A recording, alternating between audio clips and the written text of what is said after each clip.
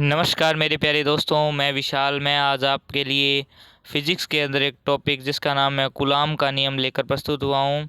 आज हम पढ़ेंगे कूलाम का नियम। देखिए, कूलाम नामक वैज्ञानिक ने कूलाम का नियम 1785 ईस्वी में दिया था, जिसके अंदर इसने बताया कि Q1 और Q2 दो आवेशों के मध्य हमें पता है कि प्रतिकर्षण बल लगता है, तो उस बल को समझाया। जो आवेश r दूरी पर रखे गए हैं और प्रथम आवेश पर द्वितीय आवेश द्वारा लगाया गया बल F12 सदिश है और दूसरे आवेश पर प्रथम आवेश द्वारा लगाया गया बल F21 है। इस नियम के अनुसार हम दो स्थिर बिंदु आवेशों के मध्य लगने वाले आकर्षण या प्रतिकर्षण बल की क्या करते हैं, गणना करते हैं। इस नियम के अनुसार आवेशों के मध्य लगने वाला बल तीन कारकों पर निर्भर करता है। इसके तीन फैक्टर होते हैं। बल का मान आवेशों के गुणनफल के समानुपाती होता है। F जो है बल का मान होता है वो Q1 और Q2 के जो दो आवेश हैं उनके गुणनफल के समानुपाती होता है। अंततः F समानुपाती Q1 Q2। बल का मान आवेशों के बीच की दूरी के व्युत्क्रमानुपाती होता है। अंततः F is directly improportional to 1/r। F व्युत्क्रमानुपाती 1/r² दूरी के वर्ग के व्युत्क्रमानुपाती होता है। तो थर्ड पॉइंट देखते हैं। तो आवेशों के बीच के माध्यम पर निर्भर करता है। आवेशों के बीच का जो माध्यम है उस पर भी ये क्या है, अपना बल निर्भर करता है। प्रथम दो कारकों को मिलाने पर F समानुपाती Q1 Q2 बटा r² और समानुपाती निशान हटाने पर F बराबर K Q1 Q2 बटा r²। K यहाँ एक नियतांक है। K क्या है, यहाँ पर एक नियतांक है जिसका मान अलग अलग माध्यमों के लिए अलग अलग होता है। इसको वेक्टर फॉर्म में देखें तो सदिश रूप में बल की दिशा दोनों आवेशों को मिलाने वाली रेखा की ओर होगी, अर्थात बल की दिशा r की दिशा में होगी। F सदिश is equal to K Q1 Q2 r² plus minus r²। यहाँ r सदिश का एक एकांक सदिश है, यूनिट वेक्टर है, जो बल की दिशा को बताता है। Direction of the force represented is r²। Positive r² प्रतिकर्षण है, रिपल्शन है, और नेगेटिव r² क्या है, आकर्षण है। K का मान वो मात्रक K is equal to F r² बटा Q1 Q2 मात्रक होगा इसका। देखिए, बल का मात्रक न्यूटन है और r² का मीटर है। Q1 और Q2 मतलब दो आवेश हो गए तो coulomb square, newton metre square पर कूलाम स्क्वायर इस K का मात्रक है। निर्वात में K का मान एप्सिलॉन नोट, निर्वात में जो विद्युतशीलता होती है उसे एप्सिलॉन नोट से रिप्रेजेंट करते हैं, इसलिए इसका जो सूत्र हुआ K बराबर 1/4 पाई एप्सिलॉन नोट या एप्सिलॉन 0 भी इसे कहते हैं। देखिए, एप्सिलॉन नोट का मान होता है 8.85 गुणा 10⁻⁻12। ये कांस्टेंट वैल्यू है। इसका लिए मात्रक हो गया कूलाम स्क्वायर पर newton metre square epsilon naught के लिए। पूरे मान पुट किए, K बराबर 1/4 पाई का मान 3.14 रखा गुणे 8.85 गुणा 10⁻⁻12 एप्सिलॉन नोट का मान रखा, जिससे हमारे पास जो मान आया 9 गुणा 10⁹ न्यूटन मीटर स्क्वायर पर कूलाम स्क्वायर। ये K का मान किस में आया, निर्वात में आया। अंततः F बराबर 1/4 pi epsilon note Q1 Q2 बटा r²। यदि Q1 और Q2 एक कूलाम हो, यानी दोनों ही आवेश एक कूलाम हो, वह उनके बीच की दूरी 1 मीटर हो, तो F बराबर 1/4 pi epsilon naught is equal to 9 गुणा 10⁹ न्यूटन होगा। अर्थात वायु या निर्वात में परस्पर 1 मीटर की दूरी पर रखे दो समान परिणाम आवेशों के मध्य 9 गुणा 10⁹ न्यूटन बल कार्य करे तो उनके आवेश का मान 1 कूलाम होता है। यदि आवेश किसी माध्यम में रखें तब K बराबर 1/4 पाई एप्सिलॉन माध्यम की विद्युतशीलता है। F माध्यम बराबर 1/एप्सिलॉन Q1 Q2 बटा r²। जो ये कूलाम का नियम है वो न्यूटन के थर्ड लॉ, न्यूटन के गति के तृतीय नियम के अनुरूप है। न्यूटन के गति के तृतीय नियम के अनुरूप है। किसका नियम, कूलाम का नियम। कूलाम नियम के लिए आवेश स्थिर या बिंदुवत होना चाहिए।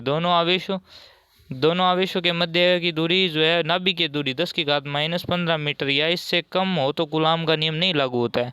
यानी 1 फर्मी से कम हो तो कूलाम का नियम लागू नहीं होता है। यह नाभिकीय दूरी जो है 10⁻⁻15 मीटर, इससे कम पर लागू नहीं होता, बड़ी बड़ी दूरियों पर ही लागू होता है। परावैद्युतांक डाई इलेक्ट्रिक कांस्टेंट किसी माध्यम की विद्युतशीलता तथा निर्वात की विद्युतशीलता के अनुपात को अपेक्षित विद्युतशीलता या माध्यम का परावैद्युतांक कहते हैं। अंत अपेक्षित विद्युतशीलता या परावैद्युतांक epsilon R is equal to epsilon बटा एप्सिलॉन नोट। बहुल आवेशों के मध्य बल एवं अध्यारोपण सिद्धांत। इस सिद्धांत अनुसार दो या दो से अधिक आवेशों के कारण किसी आवेश पर लगने वाला परिणामी बल का मान अलग अलग आवेशों के कारण लगने वाले बलों के सदिश योग के बराबर होता है। माना एक निकाय जिसके अंदर आवेश हैं Q1 Q2 Q3 Qn तक आवेश है, स्थिर आवेशों से मिलकर बना है। अभिष्ट आवेश Q0 से इनकी दूरियां R1 R2 Rn तक हैं जो चित्र में दर्शाई गई है। अंतः आवेश Q0 पर लगने वाला परिणामी बल होगा F सदिश इज इक्वल टू F01। मतलब F जो Q0 आवेश है ना उस पर 1 द्वारा लगाया गया बल, और प्लस F सदिश 02 प्लस F सदिश 03, इसी प्रकार F0n यानी n Qn आवेश द्वारा लगाया गया Q0 पर बल, ये सभी का सम कितना होगा? Q0 पर लगाया गया टोटल बल होगा।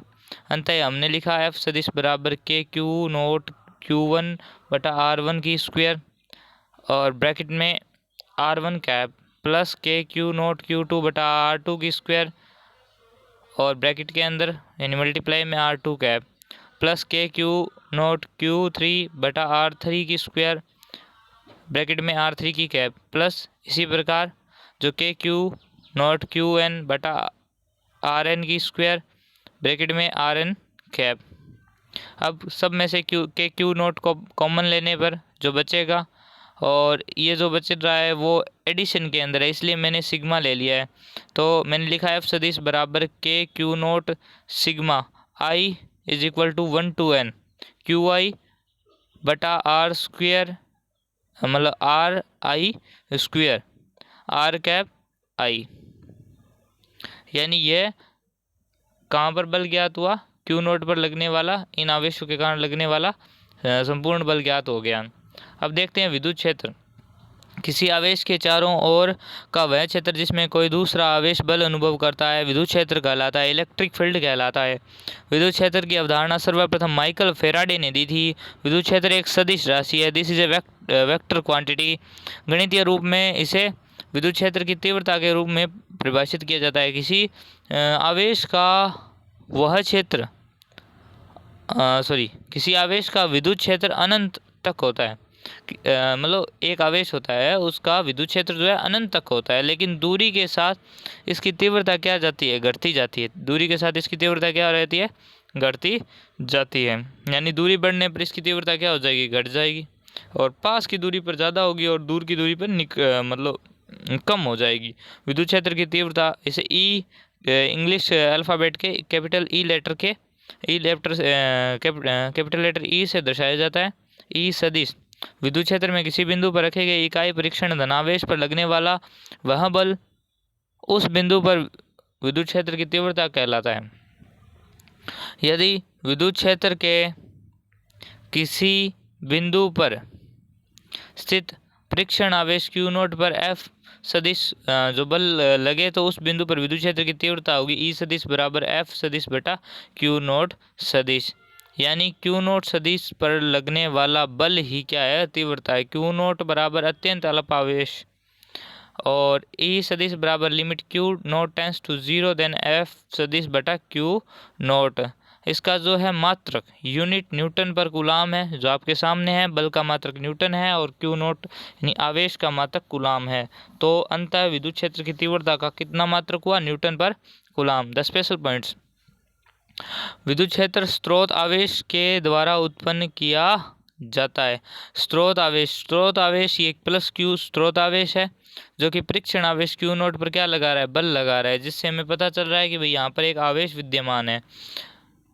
देखिए स्रोत आवेश बिंदु आवेश या आवेशों का समूह हो सकता है। यदि किसी बिंदु पर तीव्रता हो, यानी विद्युत क्षेत्र की तीव्रता विद्यमान हो, उस बिंदु पर रखे गए क्यू नोट पर लगने वाला विद्युत क्षेत्र एफ सदिश बराबर क्यू नोट ई सदिश होगा। ये सूत्र से ही बनाया गया है, ई सदिश बराबर एफ सदिश बटा क्यू नोट सदिश से।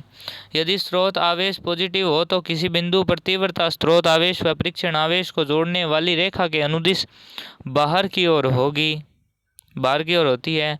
तो पॉजिटिव स्रोत आवेश और परीक्षण आवेश पी ले रखा है मैंने, जो एक जिसका मान 1 है, ठीक है। यहाँ से निकलने वाली विद्युत क्षेत्र की तीव्रता देखिए ई सदिश होगी। यदि स्रोत आवेश नेगेटिव हो तो क्या होगा, जो तीव्रता होगी वो विपरीत दिशा में होगी। यानी हमें ये तो पता है कि भाई पॉजिटिव से विद्युत क्षेत्र की जो रेखा है, विद्युत क्षेत्र रेखा निकलती है और नेगेटिव के अंदर प्रवेश करती है। इसी कारण यहाँ क्या हो रहा है कि भाई हमने +1 का लिया ना, तो ये प्रतिकर्षण हुआ, प्रतिकर्षण हुआ तो विद्युत क्षेत्र की तीव्रता बाहर निकली, बाहर यानी पॉजिटिव, पॉजिटिव का प्रतिकर्षण हो गया, नेगेटिव के और वो पॉजिटिव के प्रति आकर्षण के कारण ये तीव्रता पॉजिटिव से नेगेटिव की ओर जाने लग रही है। वी में सूत्र ई बराबर एफ बटा क्यू नोट, आई का हमें पता है क्यू बटा टी होता है। यानी जो हम विद्युत धारा होती है वो इकाई समय में तय आवेश, इकाई समय में तय किसी चालक तार में जो आवेश तय करता है उसे विद्युत धारा कहते हैं। आई बराबर क्यू बटा टी, सूत्र से हमने निकाला क्यू बराबर आई टी। हमने जो है क्यू को आई टी के रूप में परिवर्तित करेंगे यहाँ पे, ठीक है। अभी एफ के लिए न्यूटन होता है, तो m1L1T-2 इसकी विमा होती है और Q की विमा हो गई A1T1। अंततः इन दोनों का भाग दिया, जिससे हमारे पास जो है विमीय सूत्र और विद्युत क्षेत्र की विमीय सूत्र प्राप्त हुआ m1L1T-3A-1। Thank you for watching. Video पसंद आई तो लाइक करना। Thank you.